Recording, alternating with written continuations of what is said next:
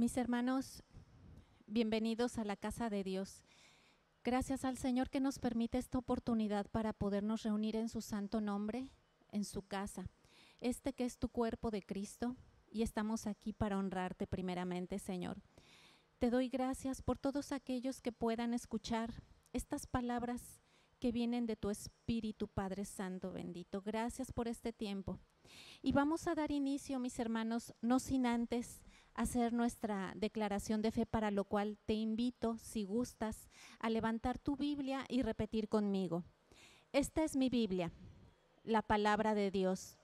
Yo soy lo que mi Biblia dice que soy. Yo tengo lo que mi Biblia dice que tengo. Y yo puedo hacer todo lo que mi Biblia dice que puedo hacer.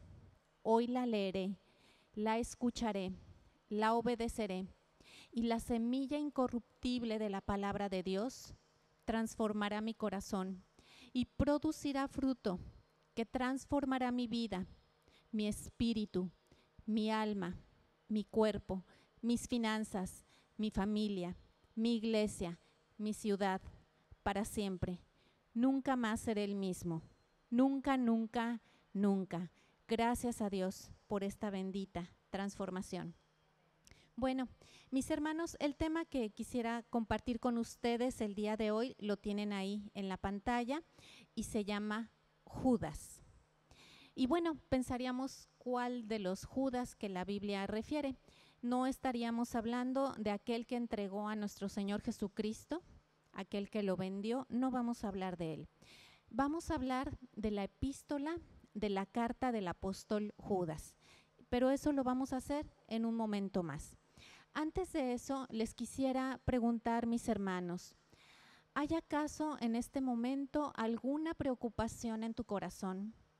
¿Alguna situación que se haya salido de control? ¿Algo por lo cual estás afanado? ¿Diferentes circunstancias de la vida que en este momento se pueden estar presentando? Recordamos lo que dice la Escritura: echando toda vuestra ansiedad en Él, porque Él tiene cuidado de vosotros. Primera de Pedro 5:7. O también dice: por nada estéis afanados, sino sean notorias vuestras peticiones delante de Dios en toda oración, ruego y súplica. Y la paz de Dios, que sobrepasa todo entendimiento, guardará vuestros corazones y vuestros pensamientos en Cristo Jesús. Filipenses 4, 6 y 7. Y mis hermanos, ¿por qué creen ustedes que la Biblia hace tanto énfasis, ya sea en el Antiguo como en el Nuevo Testamento, a este hecho? Que no estemos preocupados. ¿Será acaso que lo hace para que estemos felices? ¿Será acaso que lo dice, que no nos preocupemos, para que estemos tranquilos, para que tengamos paz, para que estemos tranquilos en las cosas que estamos haciendo, para que no nos enfermemos? No. La palabra de Dios, mis hermanos, no tiene ese propósito en nuestras vidas, de que el contentamiento, la tranquilidad o la falta de afán esté en nuestra vida. Está asociada con una cosa, y es que no existan espinas en nuestros corazones. Hoy tú dispusiste tu corazón para venir a escuchar la palabra de Dios. En el Evangelio de Mateo capítulo 13, cuando nuestro Señor Jesucristo está hablando de la parábola del sembrador, Él dice una cosa. Dice que las espinas o los espinos en el corazón son los afanes por las cosas de este mundo y las riquezas. Cualesquiera que sean estas dos cosas que estén en tu corazón en este momento de manera consciente, una preocupación que continuamente estás trayendo o una preocupación que tú no te has dado cuenta pero que finalmente no tienes paz. Dice la Escritura en Salmos: los errores, ¿quién los entenderá? Líbrame de los que me son ocultos. Entonces, mis hermanos, el Señor Jesucristo dijo esta parábola del sembrador, que los espinos, ¿qué efecto tienen en el corazón? Dicen que cuando llega la palabra, la ahogan y la hacen infructuosa. No nos podemos dar el lujo de disponer un tiempo para leer o escuchar su palabra y tener preocupaciones. Por eso hablábamos primeramente de Primera de Pedro 5:7. Echa toda tu aflicción en el Señor. Él tiene cuidado de nosotros, Él lo ha prometido y Él es fiel para dar respuesta a eso. Entonces, mi hermano, te invito a que cualquier aflicción que tú pudieras tener, hazla a un lado. Él tiene cuidado de nosotros. Pero si una cosa pudiéramos tener dentro de nuestro corazón como una ocupación, como algo que constantemente estemos meditando en ello, es en contender ardientemente por la fe. Mis hermanos, cuando hablamos del propósito de todo aquel que fue redimido por la sangre del Cordero, todo aquel que es un creyente en Jesucristo, el propósito general para todos y cada uno de ellos, desde el Antiguo Testamento hasta el último día que esta tierra exista, el propósito es lo que dice Éxodo 8:20. Deja ir a mi pueblo para que me sirva. Mis hermanos, nosotros recibimos el Evangelio bajo diferentes circunstancias, pero el propósito final para todos aquellos que llegamos al Evangelio es venir y servir al Señor. Pero el propósito individual, mis hermanos, el propósito individual, porque para cada una de sus vidas hay un propósito específico a cumplir en esta vida, en este momento que estamos respirando. Hay un propósito específico y es conocer al Señor. Dijo el Señor Jesucristo en Juan 14, si me conocieseis, también a mi Padre conocierais, desde hoy le conocéis y le habéis visto. Juan 14, verso 7. Conocer al Señor es la premisa fundamental para todo ser humano, para todo creyente fundamentalmente. Conocerlo no conforme a lo que hemos oído de oídas, porque ahora nuestros ojos lo ven a través del Evangelio. En el Evangelio el Señor se ha revelado tal y como es. Es exactamente igual que tu esposo o tu esposa. Con el tiempo de comunión que tienes con Él, lo conoces perfectamente. Así es con la palabra de Dios. Pasar tiempo con Él nos permite conocerlo como Él se revela, sin religión, sin ideas de hombres. Y sobre eso, mis hermanos, encontramos al apóstol Pablo. Él, una vez que llegó al conocimiento de la gloria de Jesucristo, empezó a hacer sus viajes misioneros. En el segundo viaje misionero lo encontramos que él viajó a Atenas, Grecia. Y entonces llegó al lugar de la cuna de la sabiduría humana. Tú lo sabes. Esto fue hace 2000 años, pero hace 2400 años, en ese lugar, en Grecia, teníamos mentes tan brillantes como Sócrates, Platón, que la filosofía que aún hoy en día tenemos viene de ellos. Entonces el apóstol Pablo llega a esta ciudad de absoluta sabiduría y ellos estaban ávidos de más y más cosas nuevas. Entonces dice la escritura que llegó el apóstol y dijo, él se paró en medio del areópago y les dijo, varones atenienses, en todo os observo como más supersticiosos, porque pasando y mirando vuestros santuarios, hallé un altar en el que estaba esta inscripción, al Dios no conocido, aquel que vosotros honráis sin conocerle, es al que os anuncio yo. El Dios que hizo el mundo y todas las cosas que en él hay, como sea Señor del cielo y de la tierra, no habita en templos hechos de manos, ni es honrado con manos de hombre como necesitado de algo, pues Él da a todos vida y respiración y todas las cosas. Y de una sangre hizo el linaje de todos los hombres para que habitasen sobre la faz de la tierra. Y les prefijó el orden de los tiempos y los límites de la habitación de ellos, para que buscasen a Dios, si en alguna manera palpando le hallen, aunque cierto, no está lejos de cada uno de nosotros, porque en Él vivimos y nos movemos y somos, como también algunos de vuestros poetas dijeron, porque linaje somos de él. Siendo pues linaje de Dios, no podéis hacer a Dios semejante a oro o plata o piedras, esculturas de artificio o invenciones de hombres. Empero Dios, habiendo pasado por alto los tiempos de esta ignorancia, ahora manda a todos los hombres que se arrepientan, por cuanto ha establecido un día en el que ha de juzgar al mundo con justicia, dando fe de ello por medio de aquel varón al cual levantó de los muertos. El apóstol Pablo habló esto que se encuentra en Hechos 17, 22 al 31. Y los hombres sabios que estaban ahí, cuando oyeron hablar que había resurrección de los muertos, algunos se burlaron, pero otros creyeron. ¿Qué dijo Jesucristo? Esta es la vida eterna, que te conozcan, a ti, el único Dios verdadero, y a Jesucristo, a quien has enviado.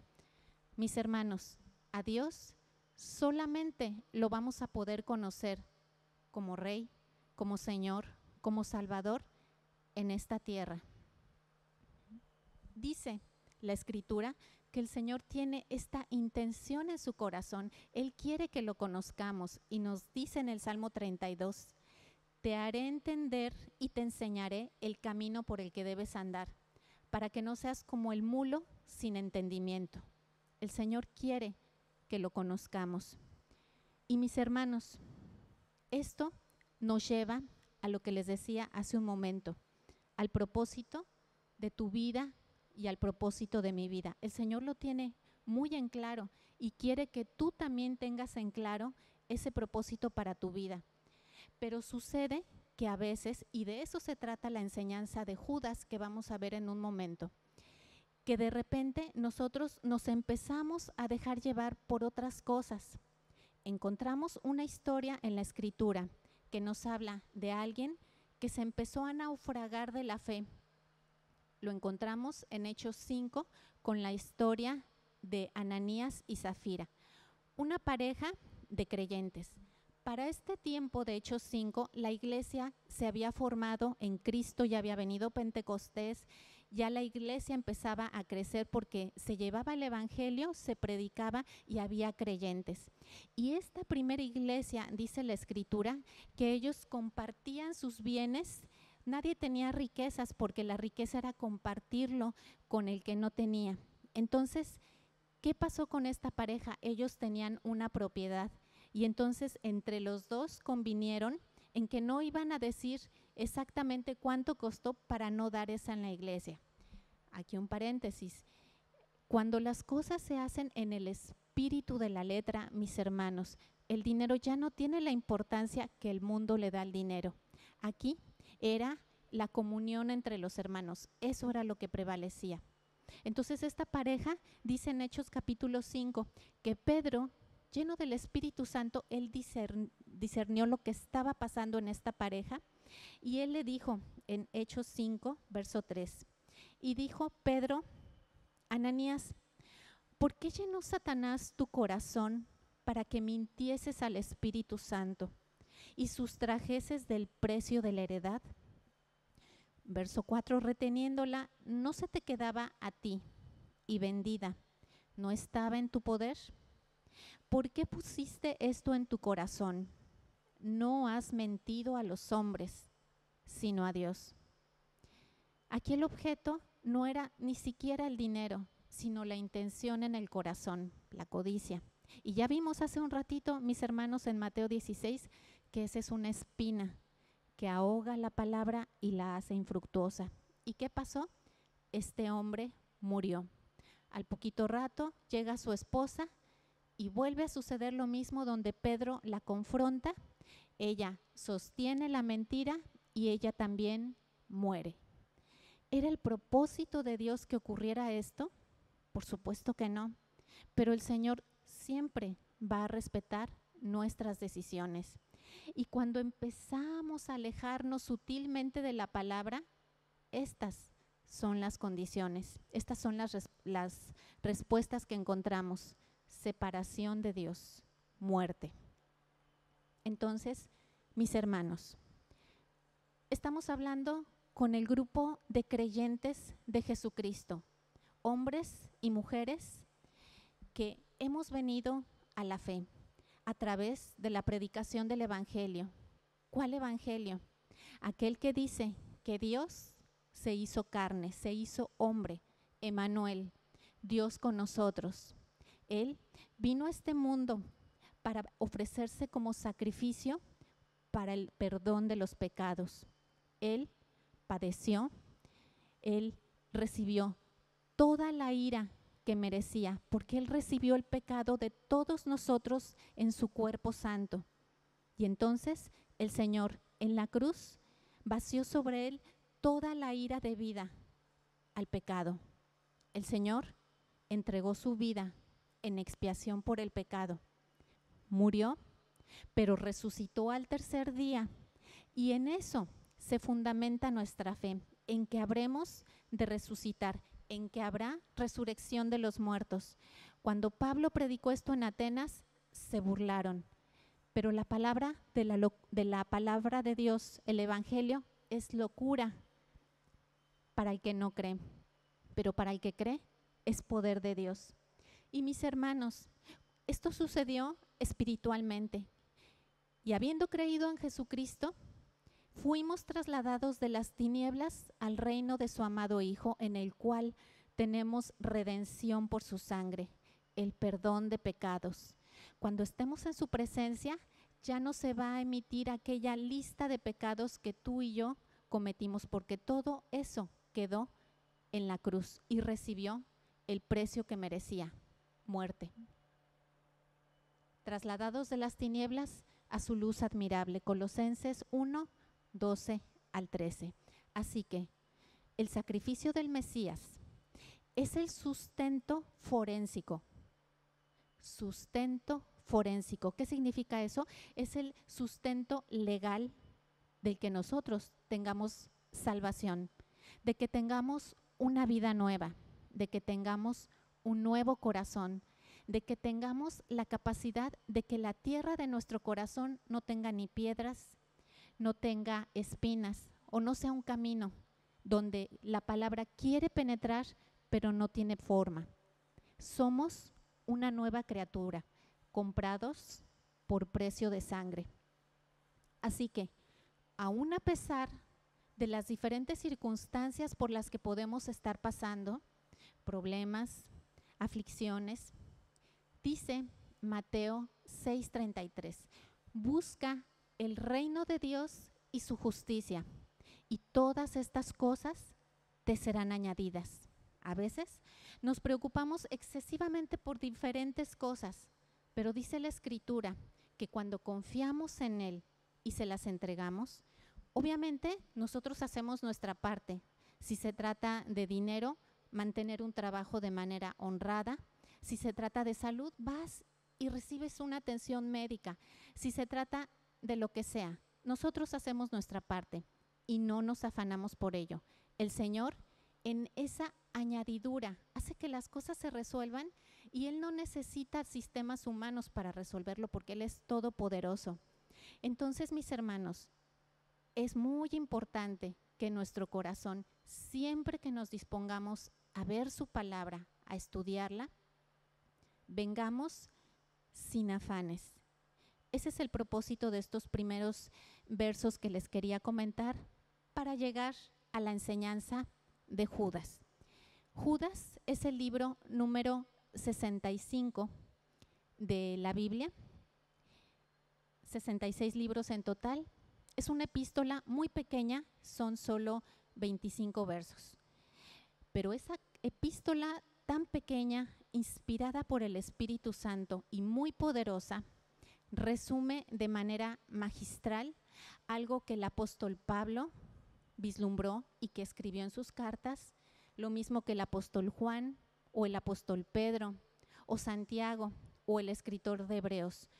Todos ellos hablaron del tema que Judas resume, y es la falsa enseñanza.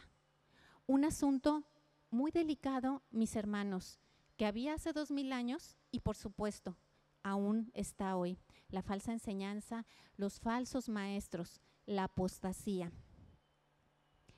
Ese peligro que estaba hace 2000 años, hoy también está presente aquí entre nosotros. Judas, de acuerdo con la Escritura, era el medio hermano de nuestro Señor Jesucristo, de acuerdo con Mateo 13:55 o Marcos 6:3. Y esta carta está escrita hacia los judíos que se encontraban dispersos, ya no se encontraban en Jerusalén. Trasladémonos 2000 años atrás, cuando este hombre escribió esa escritura. Se dice por los eruditos que fue escrita entre el año 68 y 70 después de Cristo. ¿Y qué pasaba en la sociedad judía en ese tiempo en Israel, en Jerusalén? Había mucha persecución por parte de Roma. Y esto fue tan así que la historia nos dice que en el año 70 después de Cristo, ¿qué pasó? Vinieron sobre Jerusalén y la arrasaron. Nuevamente el reino, el pueblo de Dios fue abatido. El segundo templo, aquel que fue levantado después de que ellos regresaron de la cautividad babilónica, fue destruido totalmente. Y los judíos empezaron a dispersarse por diferentes partes, tanto de Asia como de ahí mismo y yendo hacia Europa. Había mucha persecución y a ellos justamente es a quienes el apóstol les escribe. Y entonces, ¿qué le podría escribir a unos hermanos creyentes el apóstol? Él solamente se centró en el tema que les decía hace un momento, la falsa enseñanza. Para ese tiempo que se escribe esta carta, el apóstol Pablo tenía poco tiempo de haber partido con el Señor y la escritura ya tenía cerca de 3 décadas que se estaba propagando por Jerusalén, Samaria y hasta lo fin del mundo. Entonces, ¿qué encontramos en Judas? En esta última carta, cuando describe a estos falsos maestros, nos dice que ellos entran encubiertamente, que son impíos, que convierten en libertinaje la gracia de nuestro Señor y niegan al Dios y único, soberano, a nuestro Señor Jesucristo. Estos falsos maestros dice que son manchas en vuestros ágapes, dice que son nubes sin agua, son sin fruto, son fieras ondas de mar que espuman su propia vergüenza, estrellas errantes. ¿Qué más dice Judas? Dice que ellos andan según sus deseos. ¿Por qué es tan peligrosa, mis hermanos, la falsa enseñanza? Porque viene de una manera tan hermosa, tan bien arreglada, pero si no somos diligentes en la palabra de Dios, nos va a arrastrar. ¿Como a quién? Como a Ananías y como a Zafira. Llegó el engaño y ellos no pudieron enfrentarlo, fueron arrastrados por él.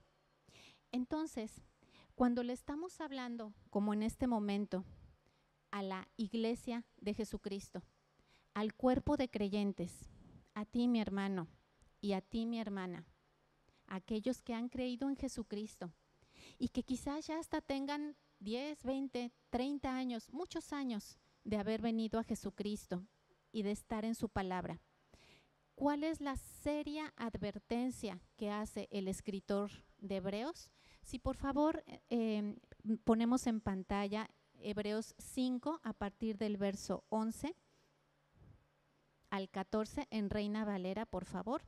Hebreos 5 dice, acerca de esto tenemos mucho que decir y difícil de explicar, por cuanto os habéis hecho tardos para oír. Mis hermanos, le está hablando a creyentes. Dice el verso 12, porque debiendo ya ser maestros, después de tanto tiempo, tenéis necesidad de que se os vuelva a enseñar cuáles son los primeros rudimentos de las palabras de Dios. y habéis llegado a ser tales que tenéis necesidad de leche y no de alimento sólido. Verso 13. Y todo aquel que participa de la leche es inexperto en la palabra de justicia, porque es niño. 14. Pero el alimento sólido es para los que han alcanzado madurez, para los que por el uso tienen los sentidos ejercitados en el discernimiento del bien y del mal. Lo vimos hace rato con el apóstol Pedro.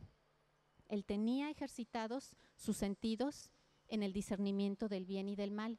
Y mi hermano, se trata que de ti y de mí se diga lo mismo cuando estemos en la presencia de nuestro Señor. Hebreos 5 que acabamos de poner en pantallas, porque le pedí a mi hermana que no pasara los demás versículos, es para que te lo lleves en tu corazón a manera de reflexión. Una vez que hemos sido salvos, somos llamados a dar fruto, y es un fruto específico. Un árbol no da fruto de 5 frutas diferentes, papaya, guayaba, no, da un solo fruto y fruto en abundancia. Ese fruto, mi hermano, es una consecuencia de caminar con Jesús. Y ese caminar con Jesús, mis hermanos, no es Jesús viene y resuelve todos tus problemas y ahora sí vas a ser feliz. No es el evangelio que se está predicando actualmente, mis hermanos. Jesús dijo que seguirlo no iba a ser fácil. Lo encontramos en el libro de Mateo, capítulo 16, verso 24. Dice, entonces Jesús dijo a sus discípulos, si alguno quiere venir en pos de mí, niéguese a sí mismo y tome su cruz y sígame. Porque todo aquel que quiere salvar su vida, la perderá. Y todo aquel que pierda su vida por causa de mí, la hallará. Porque ¿de qué aprovecha el hombre si ganare todo el mundo y perdiere su alma? ¿O qué recompensa dará el hombre por su alma? Verso 27. Porque el Hijo del Hombre vendrá en la gloria del Padre con sus ángeles, y entonces pagará a cada uno conforme a sus obras. Obras que son conforme a lo que el Espíritu de Dios está haciendo en cada uno de nosotros. Mis hermanos, esta carta de Judas nos lleva a una reflexión muy profunda que está pasando en la iglesia, en el mundo actualmente. La Biblia, la palabra de Dios, se está utilizando como un manual de coaching, un manual para dar buenos consejos sobre cómo vivir. Pero mis hermanos, ese no es el evangelio de Jesucristo. Por eso, y hablando de eso, el apóstol Pablo dijo en Gálatas, estoy maravillado de que tan pronto os hayáis alejado de aquel que os llamó por su gracia para seguir un evangelio diferente. No que haya otro, sino que hay algunos que os perturban y quieren pervertir el evangelio de Cristo. Gálatas 1, 6 y 7. Y esa, mis hermanos, es la advertencia severa que hace el apóstol Judas en su carta. Hay falsa enseñanza, hay falsa doctrina y es tan sutil que comienza a arrinconar y a aventar al creyente, llevándolo por doquiera de todo viento de doctrina por estratagema de hombres que tienen como único propósito engañar. Y Jesús dijo que en los últimos días, aún hasta los elegidos van a ser engañados. Mis hermanos, cuando tú le das consejos a tus hijos, ¿qué les dices? No tomes, no te drogues, haz ejercicio, etcétera. Las cosas que un padre le puede decir a su hijo, consejos sabios.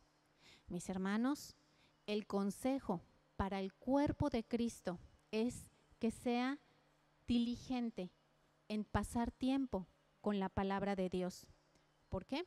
Porque hay falsa enseñanza y porque las consecuencias son terribles cuando no lo hacemos. Y estamos hablando de creyentes en Cristo. Entonces, ¿cómo podemos nosotros contender por la fe? ¿Cómo podemos estar seguros que estamos siendo diligentes en discernir cuando hay una falsa enseñanza que tiende a arrastrarnos hacia lo que no es el propósito en tu vida? Mis hermanos, humildemente yo les recomiendo que estudien la palabra de Dios de manera escrita en el libro. Si bien, gracias a Dios por la tecnología, por todos los dispositivos que actualmente podemos tener, chiquitos, medianos, grandes, gracias a Dios por todo esto, pero no es igual a que tú tengas tu libro, escuchas un verso bíblico y lo buscas. En esta ocasión, mis hermanos, yo le pedí a mi hermana que no proyectara versos bíblicos más que los que ustedes vieron en pantalla. ¿Por qué? Para incentivar el oír y el oír por la palabra de Dios. A veces ya estamos tan familiarizados con que va a salir en la pantalla que ya no lo buscamos. Y mis hermanos, hay una gran riqueza en que abras tu Biblia, en que hagas subrayados o marcados o círculos o que le pongas una fecha porque no le entendiste a ese tema. Y Dios eventualmente te va a revelar el significado de ese verso, y no solamente para que sea conocimiento, sino para que sea transformación para tu vida, porque vas a decir, Dios mío, eso es lo que yo estoy haciendo, y eso es lo que te transforma, la revelación de la palabra en tu vida. La palabra escrita tiene gran poder. Llega un momento en que tú, por ejemplo, escuchaste un verso bíblico, lo buscaste en tu Biblia e hiciste eso, lo subrayaste, lo señalaste. Dijiste, aquí está, me gusta, ese verso me llena. Pasa el tiempo y sí, se nos olvida porque la verdad olvidamos muchas cosas. Pero tú dices, no recuerdo cuál era el versículo. Si me preguntas, de verdad no lo sé. Pero lo que sí sé es que si abro mi Biblia, sé que está en el libro de Efesios y sé que está del lado derecho en la parte de arriba. Esa es una forma, digamos, mnemotécnica de aprender las cosas. Y cuánto más cuando es algo que tiene tanto poder como la palabra de Dios. Entonces, la invitación a que tu estudio sea sobre el libro escrito. Y esto, mis hermanos, no es una idea de opinión personal. Cuando el pueblo de Dios, decíamos, en el año 586, fue llevado a la cautividad babilónica, derivado de eso y pasados los 70 años empezaron a regresar. No todos regresaron a Jerusalén, pero digamos que en ese tiempo tomó mucho énfasis lo que fue la sinagoga. Y la sinagoga tenía por propósito el estudio de la palabra de Dios. Y entonces en la sinagoga venía una persona que estaba encargada única y exclusivamente de los rollos de la ley y lo traía a la persona que iba a compartir con las personas que asistían al estudio. ¿De dónde sacamos esto? Lucas 4:17. Entonces, es un hecho que es muy funcional, es muy importante para crecer en el conocimiento de nuestro Señor Jesucristo. Otra sugerencia que te doy en cuanto a este primer punto, son dos nada más, el estudio de la palabra de manera escrita en tu libro. Si tú gustas, una vez que termine esta enseñanza y que tú tengas el tiempo, vuélvela a escuchar. Esta enseñanza tuvo por propósito no estarte proyectando todos los versículos para que tú, en tu casa, en tu momento de que estás libre de esos afanes, hagas un estudio pausado y tú, en la comodidad de tu casa, empieces a buscar esos versos que citamos y los veas en el contexto en el que están escritos. Dicen por ahí que un texto fuera de su contexto se vuelve un pretexto, o sea, estamos distorsionando la palabra de Dios, y ese no es el propósito, es citarla conforme al espíritu con el cual está escrito. Lo otro, mis hermanos, que les quiero recomendar, si van a hacer ya un estudio muy profundo o si lo están haciendo de la escritura, es el reducir y si se puede eliminar lo que son estudio de versiones bíblicas. Hay muchas versiones de la Biblia, mis hermanos. Para nosotros que manejamos el español, Reina Valera es una muy buena traducción del original. Para el inglés, King James es una muy buena traducción del original en inglés. Si tienes la oportunidad de conocer el griego, el Textus Receptus. Son Biblias que son muy fieles a los escritos originales. Hacerte de una versión y de la Biblia paralela que te da interlineado de los versos bíblicos, o sea, palabra por palabra, lo que significa en el original.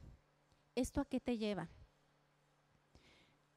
La palabra de Dios, mis hermanos, las versiones, lo que buscan es como parafrasear o hacerla más cognoscible o más inteligible a nuestro entendimiento, pero la palabra no se estudia así porque la palabra es espíritu. La letra, el Espíritu Santo, a veces quisiéramos deshacernos aquí para explicarla, pero realmente, mis hermanos, el Maestro es el Espíritu Santo. Él es esa luminaria que había en el tabernáculo. Estaba el tabernáculo, tú lo recuerdas, el lugar santísimo, y había un compartimento que separaba el lugar santo y había la mesa de la oración, del incienso, estaba de este lado el candelabro, la luz, y de este lado estaban los panes. La luz del Espíritu Santo ilumina este pan a tu vida y eso la transforma de una manera que no es solamente para esta vida, mi hermano, es una transformación eterna, porque nos está conformando a la imagen de aquel que dio su vida por nosotros. Mis hermanos, oro porque crezcas en el conocimiento de nuestro Señor Jesucristo, que te empapes de su palabra. Abre tu Biblia y vas a ver las cosas maravillosas que el Señor puede hacer, aún a pesar de esas circunstancias difíciles por las que estemos pasando. Si gustas, darle un fuerte aplauso a nuestro Señor, bendito sea por este tema y para su gloria. Así que, mis hermanos, tú sabes, tenemos 2 servicios, los domingos a las 10 y a las 6 y hoy miércoles a las 6 de la tarde, donde además hay oración. Y Señor, te damos gracias por este tema. Te pido que transforme la forma de ver la palabra, porque a veces ya la vemos tan cotidiana, pero es el poder de Dios para salvación. Bendito seas. Mis hermanos, si gustas ponerte de pie para que quedemos despedidos y decimos que la bendición de Dios, Padre, Hijo y Espíritu Santo sea sobre todos ustedes. Que todo nuestro ser, espíritu, alma y cuerpo permanezcan irreprensibles hasta la venida de nuestro Señor Jesucristo. Que a partir de hoy y hasta que Él venga, te encuentre a ti y a mí, creciendo en el conocimiento y discerniendo la falsa enseñanza. Y los que así lo haremos, decimos amén. Bendito sea el Señor. Quedamos despedidos, hermanos.